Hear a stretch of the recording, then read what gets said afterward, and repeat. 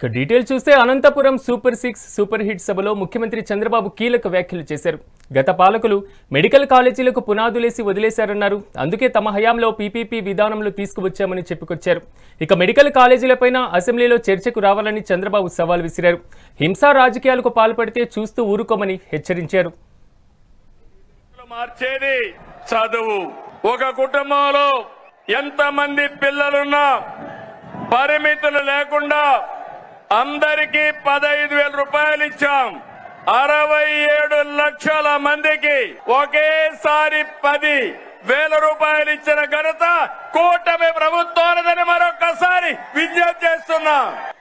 ఒక తల్లి వచ్చి నాకు 7 మంది పిల్లలున్నారు, 7 మందికి 10,000 15,000 ఇచ్చారంటే దానికంటే సంతోషం ఏముంటుంది తమ్ముళ్ళు? మీరే చెప్పమని అడుగుతున్నా. 10,000 కోట్ల పథకం కాదు, మీ బిడ్డల బంగారు భవిష్యత్తుకు ప్రభుత్వం పెడుతున్నటువంటి పెట్టుబడి అని చెప్పి కూడా నేను మీకు తెలియజేస్తున్నా. జిల్లాకు వచ్చినప్పుడు నాకు కొన్ని విషయాలు చెప్పారు. జీడిపల్లి బైరివాణి తిప్ప ఎత్తిపోతల ప్రాజెక్ట్ ని ఈ సంవత్సరమే ఫోకస్ చేస్తాం. జీడిపల్లి పేరూరు ప్రాజెక్టుకి ఫోకస్ చేస్తాం. అంద్రి నీవ 36 ఏబీసీలు ప్యాకేజీలు ఉరవకొండ, కళ్యాణదుర్గం, రాయదుర్గ నియోజకవర్గాలకి ప్రయోజనం వస్తాయి. మడకశిర బ్రాంచ్ కెనాల్, తుంగభద్ర ఎగువ కాలువ, హెచ్ఎల్సీ ఆధునీకరణ, ఇవన్నిటిపైన శ్రద్ధ పెడతాం.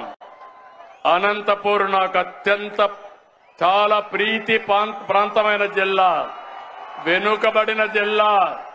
మీకు భరోసా ఇస్తున్నా, ఈ జిల్లాని అభివృద్ధి చేసే బాధ్యత మాది.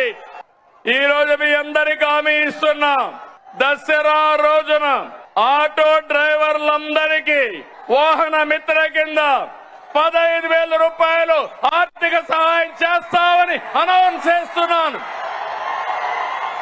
హ్యాపీనా? సంతోషమా అని అడుగుతున్నా. ఎన్నికల్లో చెప్పాం, ఎన్ని కష్టాలున్నా చేస్తాం. వాహన మిత్ర కింద సంవత్సరానికి ఆటో డ్రైవర్లకి 15,000 ఇస్తామని మీ అందరికీ హామీ ఇస్తున్నా. వైఎస్ఆర్ కాంగ్రెస్ పార్టీ ఉనికిని కోల్పోతున్నారు. అందుకే ఫేక్ రాజకీయాలతో ప్రజల్ని మోసం చేయాలని చూస్తున్నారు.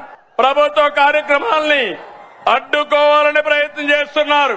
అసెంబ్లీకి రాకుండా పార్టీ ఆఫీసులు మూసుకొని సోషల్ మీడియా ఆఫీసులు పెట్టారు.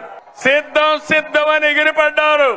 అసెంబ్లీకి రండి, చర్చకు సిద్ధమా అని సవాలు విసురుతున్నా. అనంతపురం నుంచి అసెంబ్లీకి రావాలన్నా లేదని అడుగుతున్నా. ప్రతిపక్ష హోదా కావాలంటారు. రాజకీయాల్లో ఓనామాలో తెలియని వాళ్ళు. ప్రతిపక్ష హోదా నేను ఇచ్చేది కాదు. ఎవరిచ్చేది? మీరిచ్చేది ప్రతిపక్ష హోదా. ముఖ్యమంత్రి పదవి ఎవరిచ్చారు? నాకు ఎవరిచ్చారు? ప్రతిపక్ష హోదా అడగకుండా అసెంబ్లీకి రావాలని అవునా కాదా అని అడుగుతున్నా. రాజకీయాలకు అర్హులా ఇలాంటి వాళ్ళని అడుగుతున్నాను మిమ్మల్ని. శాసనసభకు రాకుండా రప్ప అని రంకెలేస్తున్నారు. రప్ప అంటే ఇక్కడ చూస్తూ ఊరుకో ఉండడానికి. ఇక్కడ ఉండేది CBN పవన్ కళ్యాణ్.